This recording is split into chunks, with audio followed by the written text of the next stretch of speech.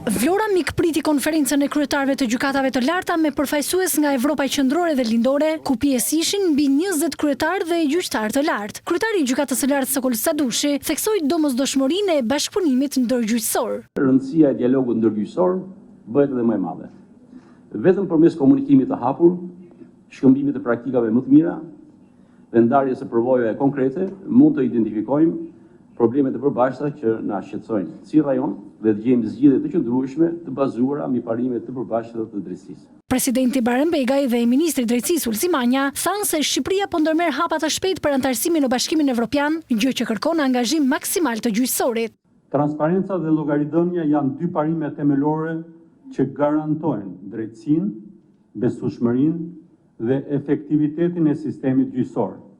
Ato janë ana tjetër e medaljes së pavarësisë së gjyqësorit dhe të dyja së bashku garantojnë standardet e drejtësisë. Shqipëria ka ndërmarrë një ndër investimet më të mëdha në digitalizimin e sistemit gjyqësor përmes ngritjes së sistemit të integruar të menaxhimit të çështjeve gjyqësore, ICMIS.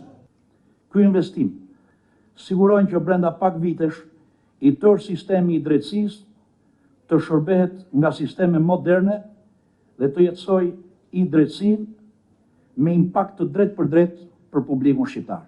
Këto deklarata u bën gjatë konferencës që Gjykata e Lartë e Shqipërisë po organizon me kryetarët e gjykatave të larta të Evropës Qendrore dhe Lindore.